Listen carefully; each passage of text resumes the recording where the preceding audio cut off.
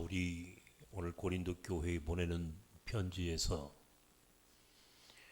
아시아에서 말로 다 할 수 없는 소망이 끊긴 것 같은 사형 선고를 받은 것과 같은 고난을 당했다, 이런 표현을 썼습니다. 사형 선고를 받은 것 같은 고통이다.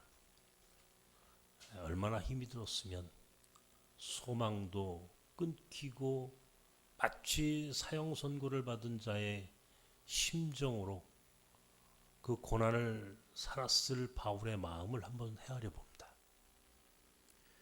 어떤 고통이었는지는 구체적으로 설명이 되어 있지 않습니다만은 바울은 가는 곳마다 고난을 당했어요.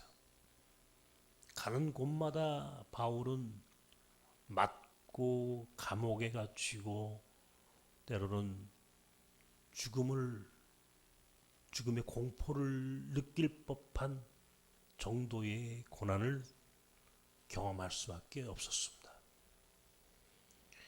오늘 고린도 교회에 보내는 이 편지에서 바울이 하고 싶은 이야기는 그렇게 많은 고난이 있었지만 그러나 하나님의 위로도 함께 있었다, 이 말을 하고 싶은 거예요. 고난과 위로는 동전의 앞뒷면처럼 함께 있다는 겁니다. 고난만 있으면 어떻게 우리 인생이 살겠어요? 매일 힘만 들고 절망하고 정말 희망이 보이지 않는다면 우리는 살 방법이 없습니다. 그런데 하나님은 고난을 주시지만 동시에 고난 속에 위로를 숨겨서 보내신다는 겁니다. 문제는 고난 속에 감추어진 위로를 찾는 자, 고난 속에서 하나님의 위로를 찾는 자와 하나님의 위로를 찾지 못하는 자의 차이만이 존재할 뿐이다. 여러분들은 어려움을 당할 때에 어떻게 위로를 받으십니까? 여러분들은 위로받는 여러분 나름의 방법이 있을 텐데 어려움을 당하면 여러분들은 누구에게 찾아갑니까? 사람들은요, 어려움을 당하면 여기저기 찾아갑니다. 가장 대표적으로 찾아가는 곳이 점집이에요. 점집. 무당한테 찾아갑니다. 어려움을 당하면 내가 이 어려움을 언제 어떻게 이길 수 있을까 하고 점집에 찾아갑니다.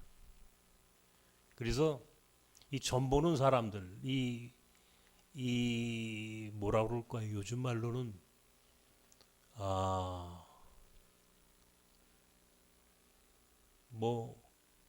법사들이겠죠. 법사들. 이 법사들은 딱 보면 알아요. 몇 가지 사람들이 오는 이유를 보면 대체로 남편이 속 썩여서, 자녀가 속을 썩여서, 경제적으로 어려움이 있어서, 이 몇 가지 이유를 탁 보고 웬만큼 맞히죠.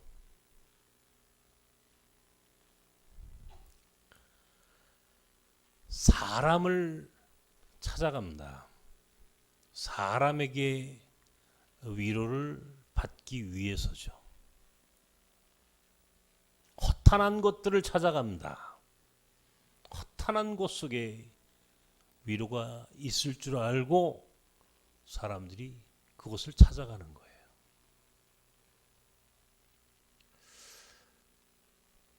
욥기 오늘 2장에 있는 말씀 여기 기록되어 있죠? 욥기 2장에 있는 말씀 한번 보십시다. 욥기 1장에서 욥이 엄청난 고난을 당하지 않습니까? 재산을 잃고 자녀를 다 잃어버리고 건강도 잃고 모든 것을 다 잃어버리는 욥이 그 고통 속에 있을 때 욥의 친구들이 이제 욥을 위로하기 시작하는 장면입니다. 한번 욥기 2장에 있는 말씀을 함께 읽읍시다. 시작.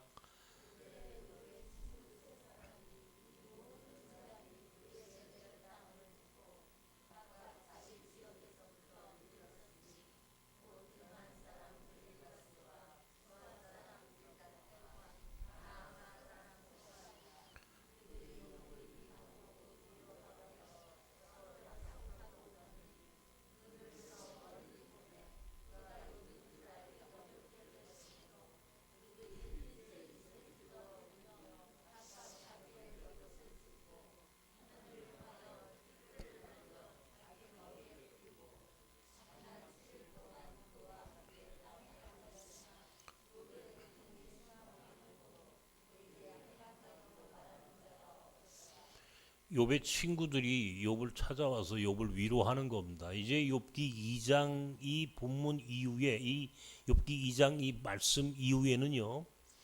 친구들이 욥을 위로한다고 하는 말이 한마디씩 한마디씩 튀어나와요. 그런데 그 위로가 아닌 거예요. 오히려 상처난 곳에 소금 뿌리는 거예요. 어떤 때는요. 네가 뭘 잘못해서 네가 당하는 고통이지 하면서 오히려 욥을 비난하는 이야기도 합니다. 위로를 해준다는 친구들이 위로는커녕 전혀 위로가 되지 않는 이야기들을 반복해요. 욥기서의 처음부터 마지막은요. 고난이 있었고 사람의 위로가 있고 하나님의 위로가 있고 그리고 고난을 이기는 욥의 이야기로 마무리됩니다. 우리도 사람에게 의지하고 고난을 이기려고 하는 경우가 종종 있어요. 저도 그런 사람 중에 한 사람이었습니다. 제가 정말 어려울 때 그때는요. 어느 누구에게도 정말 가서 하소연하고 싶은 이 마음이 너무너무 간절한 거예요. 정말 괴로운 거예요. 견딜 수가 없으니까 그 순간순간을 지금 어떻게 보냈는지 제가 정말 그 당시를 기억하면 정말 끔찍할 정도로 고통스러웠습니다. 사람들도 찾아가 보고 근데 안 만나줘요. 잘 안 만나줘요. 제가 문제가 없고 모든 게 아주 참 평탄할 때는 친구도 있고 또 함께 이야기할 사람도 있는데 정작 어려울 때는요. 옆에 사람이 없더라고요. 이야기를 해서 나를 위로해 줄 사람이 하나도 없더라고요. 그게 가끔 제가 이제 이야기하는 우리 목사님이 한 분 계십니다. 누구냐면 우리 나섬에서 파송한 우리 허성환 선교사님이에요. 제가 94년도 아주 굉장히 정말 어려울 때입니다. 시력도 이제 조금씩 떨어지고 젊은 나이에 아무것도 할 수 없는 그런 절망의 상황 속에 있을 때 어느 누구에게도 의지할 데가 없는 게 어느 누구도 저를 위로해 주는 사람이 없는 거예요. 근데 정말 유일하게 저를 그나마 그래도 위로하고 붙잡아줬던 사람이 허성한 목사님이에요. 허 목사님도 당신도 어려운 가운데 있지만은 그래도 후배가 고통당하니까 말 한마디라도 해줄 수 있는 것은 그냥 그 말 한마디 해주는 거였는데도 불구하고 그때의 그 한마디가 제게는요 잊을 수가 없더라고요. 그게 고맙더라고. 크게 제게 도움이 된 것도 없어요.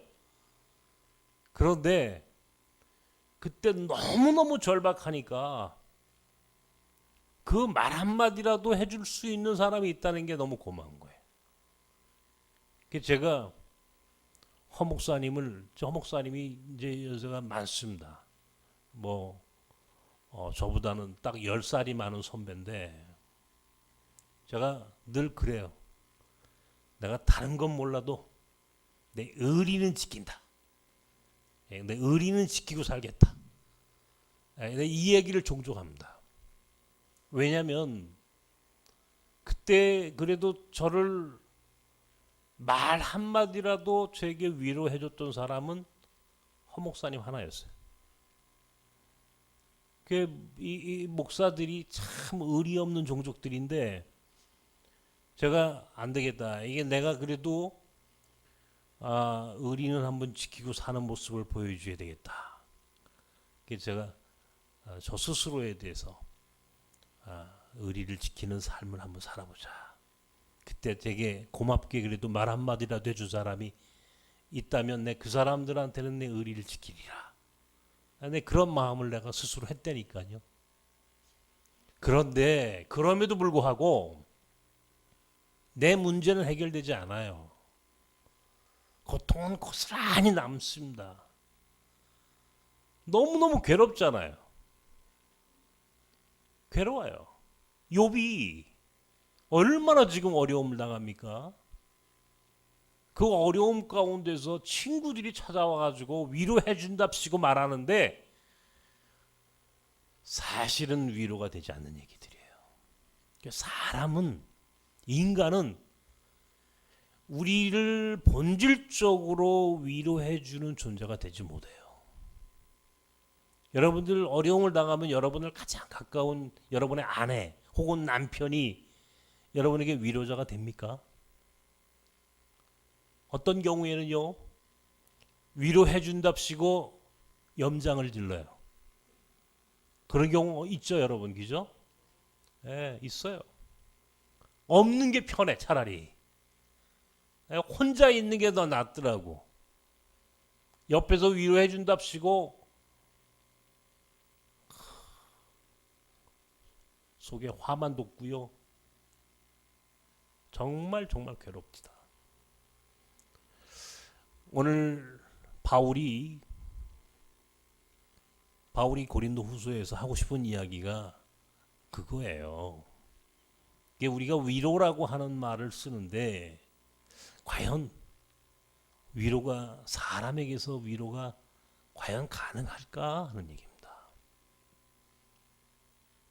나는 오늘 저 자신도 물론 그런 경험이 있었지만은 우리 나섬 사람들 가운데 어려움을 당하는 분들이 종종 있어요. 우리 신순규 목사님도 지금 그 중에 한 분이시죠. 종종 보통 고통 속에 있는 게 아니잖아요. 지금 굉장히 고통스럽고 우리 그 가족들 우리 윤형지 집사님 얼마나 힘들겠습니까?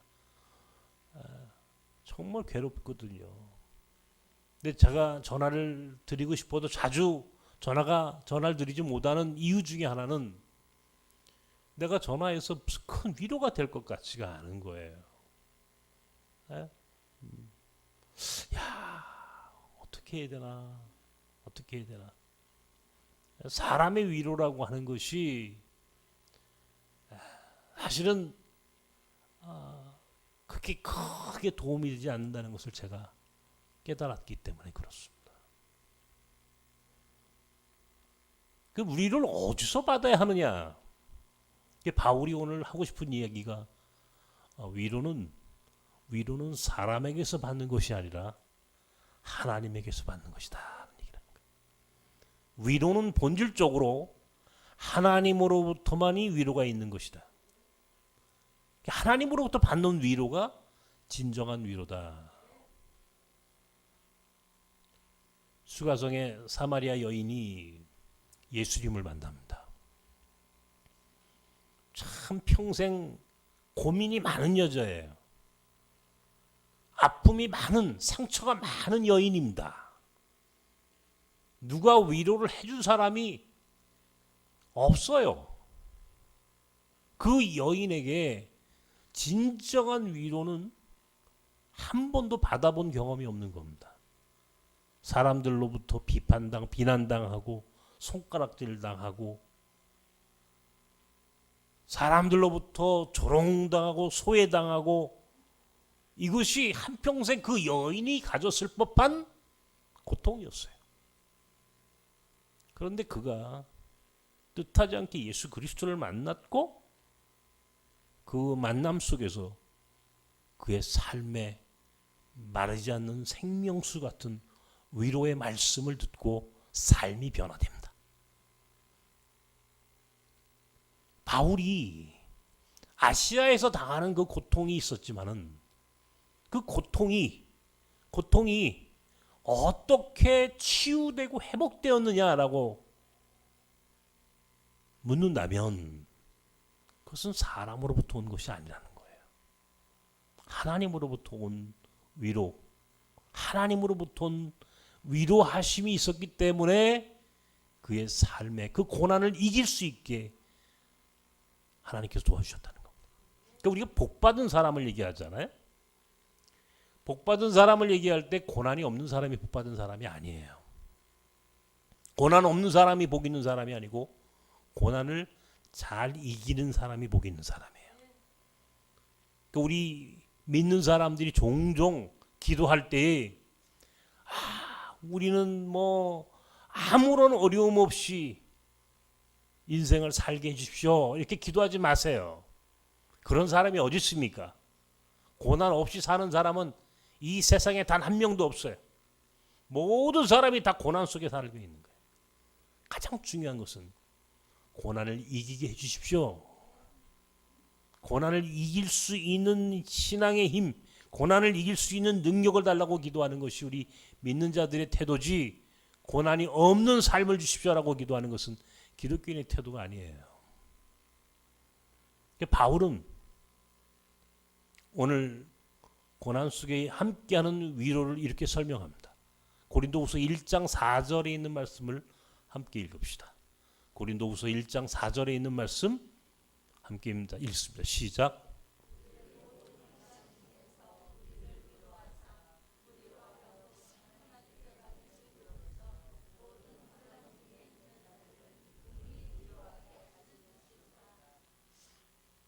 고난은 하나님께서 고난받는 자를 위로해 주신다.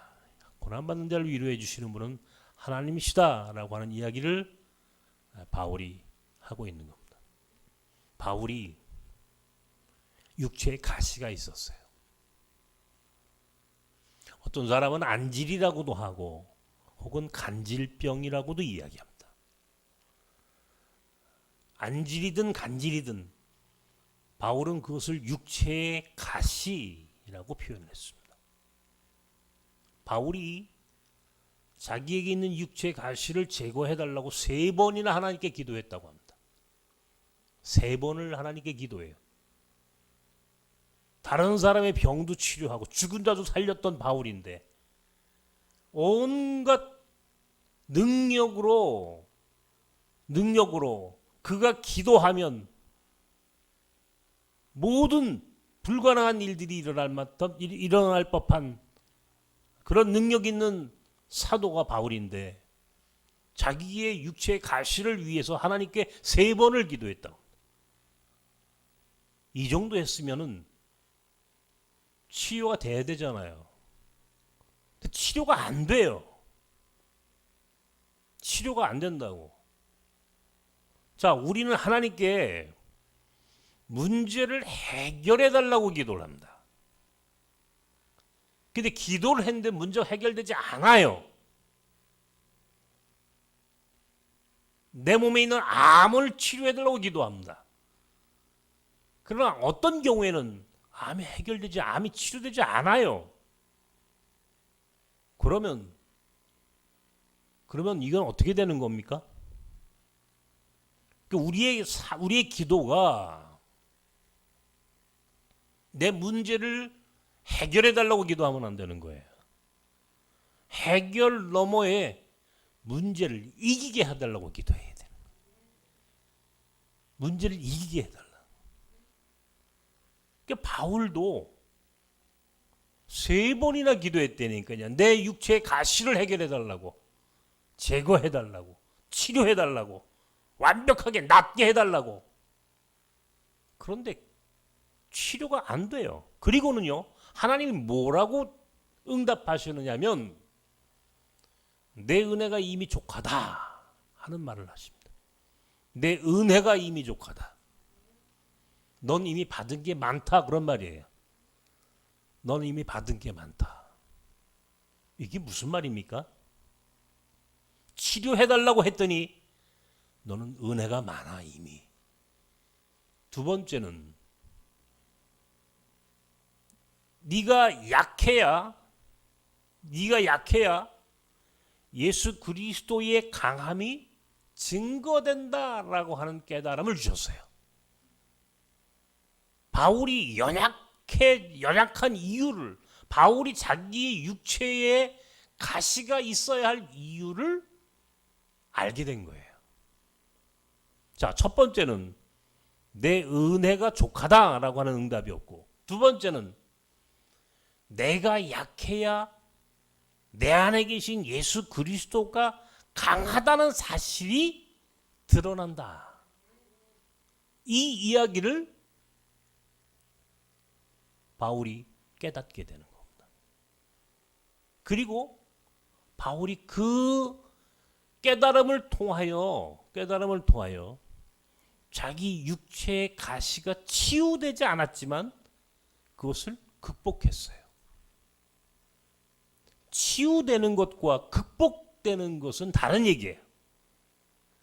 우리가 원하는 것은 사실은 치유되는 걸 원하는데, 우리가 원하는 것은 내 병이 낫는 것을 원하는데, 하나님은 내 병을 낫게 해주시는 것이 아니라 내가 내 병을 극복하기를 원하시는 거예요. 뛰어넘기를 원하시는 거예요. 내 그 병을 내 안에 갖고 있으면서 그 병으로부터 내가 자유함을 얻기를 원하는 거예요. 이게 다른 차원이에요. 예수 믿으면 문제가 해결된다고 생각하는 것은 이건 기복신앙이에요. 이건 법사들이 하는 짓이에요. 예수를 믿으면 병이 낫는 것이 아니라 병으로부터 자유함을 얻는 거예요. 병을 이기게 하는 거예요. 내 문제를 극복하게 하는 거예요. 뛰어넘을 수 있는 힘을 주는 거예요. 받는 거예요. 문제가 해결되는 것이 기독교가 아니라 문제를 뛰어넘을 수 있는 게 기독교예요. 이게 다른 거야. 전혀 다른 얘기. 사람들은 예수 믿으면 문제가 해결된다고. 예수 믿었는데 문제 해결됩니까? 해결 안 돼요. 이 세상 사람들하고 내가 사는 거하고 조금도 차이가 없어요. 예수 믿는다고 눈이 보이지 않는 내가 갑자기 눈이 확 보입니까? 나는 그걸 믿지 않아요. 더 중요한 것은 내가 눈이 보이지 않아도 내가 행복하게 살 수 있는 힘. 내가 보이지 않아도 보이는 사람보다 더 열심히 열정적으로 인생을 살아갈 수 있도록 만드는 내 안에 있는 열정을 회복하는 것. 이게 복음이에요. 문제가 해결되는 것이 아니라 문제 너머에 있는 하나님을 보는 것이 이게 복음이야. 바울은 그걸 깨달은 거예요. 자기 육체의 가시가 해결되지 않았는데 육체의 가시 너머에서 내 은혜가 족하다.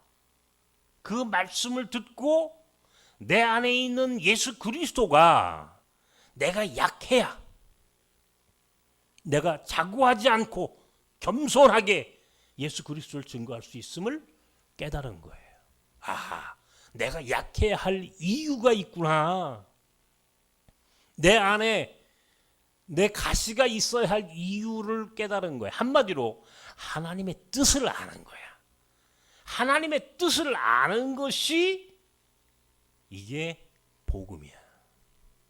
문제가 해결되는 것이 복음이 아니고 그 문제 속에 숨겨져 있는 하나님의 뜻을 깨닫는 것이 이게 기독교의 힘이에요. 그러고 나니까 육체의 가시는 그냥 남아 있어요. 바울은 평생 그 고통 속에서 헤어나지 못합니다. 그것이 안질이든 간질이든 관계없이 자기 육체로부터 벗어나지 못했어요. 치료받지 못했다고요. 그런데 바울은 상관이 없었다니까요. 왜? 뜻을 알았으니까. 하나님의 뜻을 알았으니까. 하나님의 뜻을 아는 자는요, 그 고통이 더 이상 고통이 아닌 것을 여러분 아셔야 돼요. 하나님의 뜻을 안다라고 하는 것은 전혀 다른 얘기입니다. 오늘 고린도후서에 있는 말씀이 그런 얘기예요. 고난은 위로와 함께 있는데 고난을 이기는 것은 하나님의 위로를 통하여, 하나님의 위로하심을 통하여 고난을 이기는 거예요. 그런데 그 위로하심이란 다른 게 아니에요. 하나님의 뜻을 아는 거예요. 하나님의 뜻을 깨닫고 나니까 위로가 되더라는 거예요. 하나님의 뜻을 아니까 내 마음속에서 더 이상 이 고통이 고통으로 느껴지지 않더라는 겁니다. 아, 이래서 내가 고통을 받았구나. 고난에 숨겨져 있는 하나님의 계획을 아니까 그다음부터는 진정한 자유함을 얻은 거예요. 나는 우리 교인들이 참 어렵게 사는 우리 교인들이 많습니다. 지금도 말로 다 할 수 없는 마음의 상처와 아픔과 그 고통이 여러분과 우리 삶에 여전히 남아있어요. 내 가슴에 남아있어요. 내 인생에 고난의 흔적이 남아있어요. 그런데 하나님의 뜻을 알면 고난을 이길 수 있어요. 이게 위로예요. 이게 위로. 욥이 그 고난을 이길 수 있었던 것은 뭐냐면 하나님의 뜻이 어디에 있는지를 깨달은 거예요.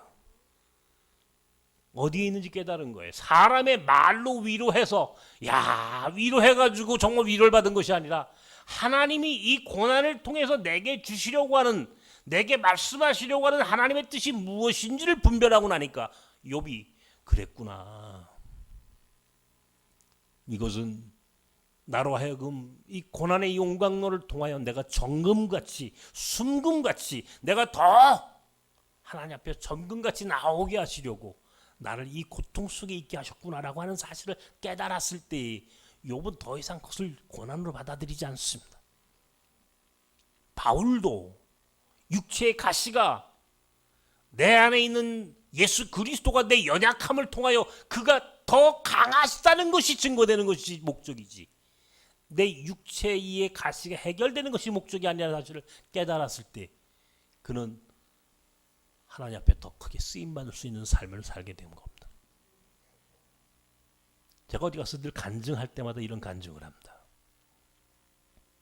95년도 2월에 정말 괴로워서 죽으려고 생각했을 때 강원도 묵호를 갔습니다.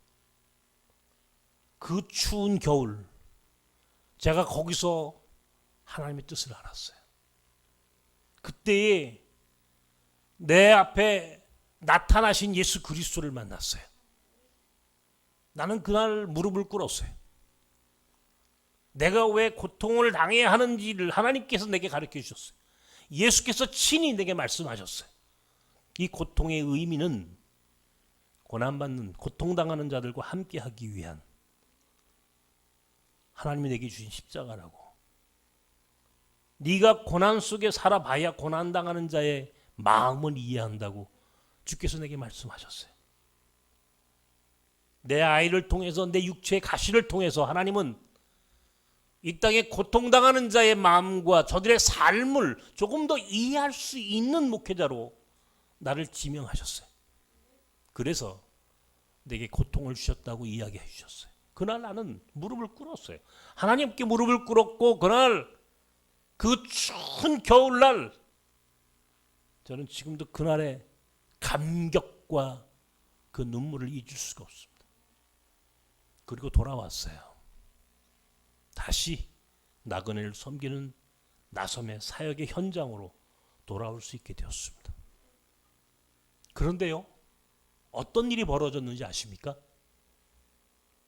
그 전까지는 죽을 것 같더라고요. 너무너무 힘들어서, 너무너무 괴로워서 죽을 것 같이 나를 정말 괴롭혔던 그 고통이 그 다음부터는 더 이상 고통으로 느껴지지 않아요. 하나님의 뜻을 알고 나니까 그 다음부터는 오히려 그것이 내게 감사의 조건이 되었어요. 그래서 사람들한테 이야기하잖아요. 유해근 목사는 어떻게 이 어려운 일을 오랫동안 30년 동안 해왔느냐고 묻잖아요. 그러면요, 제가 이야기합니다. 이제는 당당하게 말합니다. 배는 게 없어서 한다. 어렵기 때문에 한다고.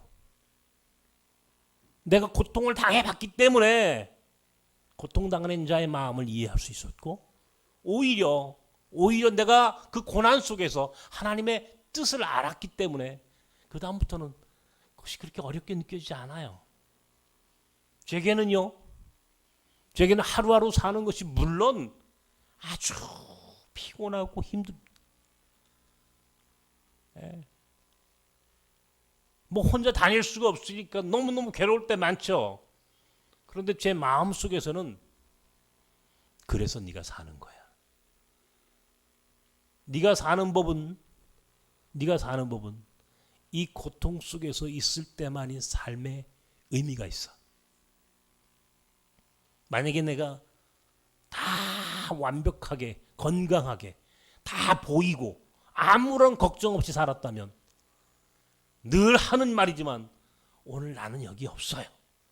이미 저는 죽었거나 이미 다른 곳으로 도망갔을 겁니다. 나섬도 몽골 학교도 존재하지 않았다니까요. 오늘 제가 여기 있는 이유는, 하나님 앞에 이 자리에서 쓰임받을 수 있는 이유는 내가 아프기 때문입니다, 여러분. 아프기 때문에 하나님이 쓰시는 거예요. 그러니까 이건 매우 역설적인 거야. 사람들은 아무 문제 없이 사는 것이 축복이라고 말한다고. 아무 걱정거리가 없이 살아야만이 복 있는 사람이라고 말하고 싶다고. 그런데 그렇지 않다는 겁니다. 가장 복 있는 사람은 그 어떤 고난도 이길 수 있는 힘을 가진 사람이에요. 이것이 믿음의 힘이고 고난 속에서 받는 위로의 힘이야. 고난 속에서 받는 위로는 하나님의 뜻이 어디 있는지를 깨닫는 겁니다.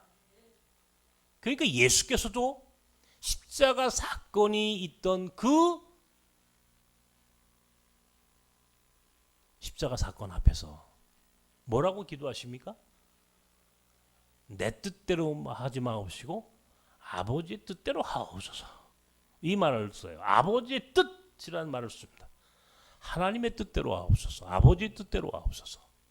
내 뜻은 이 십자가를 짊어지는 것이 아니지만 아버지의 뜻이라면 십자가를 짊어지겠습니다. 이 얘기죠. 그죠? 아버지의 뜻이라면 이 십자가를 짊어지겠습니다. 내 뜻이라면 십자가 못 짊어져요. 너무 고통스러워서. 그런데 하나님의 뜻이라면 하나님의 뜻이 있다는 것을 깨닫는 자는 그것이 내 마음속에 위로가 된다고요. 내 마음속에 위로가. 고난을 이기게 하는 것은 사람의 위로가 아니에요. 하나님의 위로예요. 하나님의 위로. 예수 그리스도의 위로야. 성령이 주시는 평안이야. 하나님이 주시는 은혜야. 이것으로 우리는 고난을 이기는 거야. 아무리 사람한테 매달리고 사람한테 우리가 위로를 얻으려고 해도 그 위로는 진정한 위로가 될 수 없는 겁니다. 진정한 위로는 고난 속에서 하나님의 뜻을 깨닫는 것, 살아계신 하나님의 섭리와 계획이 무엇인지를 아는 것, 이것이 우리가 진정 위로를 받는 것이고 나아가서 고난을 이기게 하는 거예요.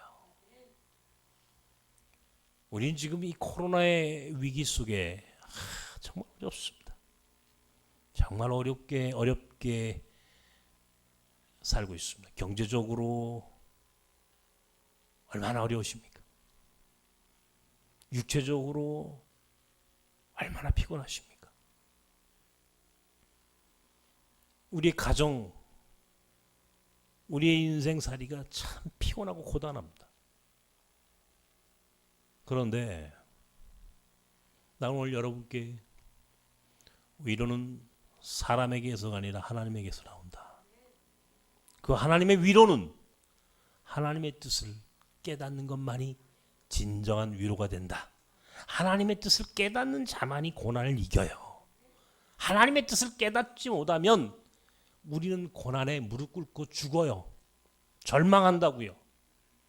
고난을 이기게 하는 힘은 오직 하나님의 뜻을 분별하는 겁니다. 하나님의 뜻을 깨닫는 거예요. 그러면 내 마음속에 위로가 생겨. 힘이 생겨. 이길 수 있겠구나. 그리고 고난의 의미를 깨닫으면요, 더 이상 고난이 고난으로 느껴지지 않는다고요. 그것이 내게 감사의 조건으로 바뀌어요. 내가 고난 때문에 사는 거구나. 내가 고난 때문에 쓰임 받는구나. 내가 이 고통 때문에 하나님이 나를 사랑하시는 것을 느꼈구나. 저는 그때 이후로 지금까지 늘 힘들고 어려울 때마다 그 묵호에서의 그 사건을 떠올립니다. 힘들고 어려울 때마다 그때 내게 오셔서 나를 만나 주셨던 예수 그리스도의 모습을 다시 기억합니다. 그러면 힘이 또 생겨요. 또 힘이 생겨서 뭘 해야지. 또 힘이 생겨서 이제 남은 삶 더 하나님의 나라를 위해서 내가 어떻게 해야지 하는 그런 열정이 내 안에서 스며들어요. 사랑하는 우리 교우 여러분, 이 사순절 기간 동안에 예수 그리스도의 고난을 묵상하면서 동시에 오늘 우리의 고난을 우리가 어떻게 이겨나가야 하는지를 깨닫기를 바랍니다. 그것은 사람을 통해서가 아니고 오직 살아계신 하나님의 은혜와 평강만이, 그리고 하나님의 진정한 위로만이 우리를 이 고난에서 이기게 한다는 사실을 깨달아서 늘 하나님의 뜻을 묻고, 그리고 그 물음 속에서 하나님의 섭리와 계획을 깨닫는 저와 여러분이 되기를 주님의 이름으로 축원합니다. 기도합시다.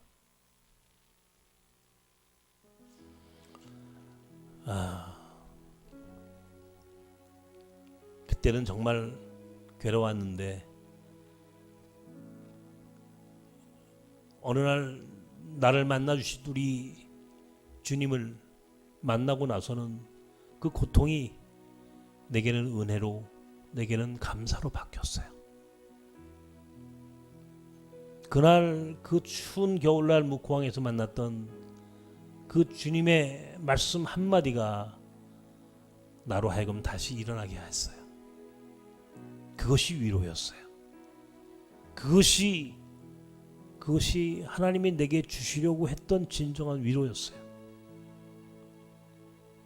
문제가 해결되는 것이 아니라 문제 너머에서 하나님의 뜻을 깨닫는, 그래서 하나님의 뜻이 어디 있는지를 아는 것이, 이것이 진정한 복음이고 이것이 우리가 사는 법입니다.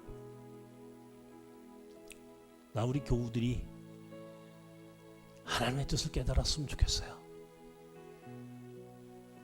우리 교인들이 고난 속에서 하나님을 만났으면 좋겠어요.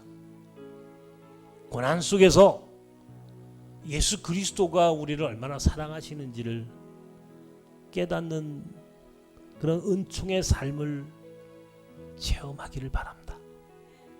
이 시간 우리가 여러분의 고난 속에 함께 숨겨져 있는 하나님의 위로를 우리가 바라볼 수 있는 시간으로 잠시 기도하십시다.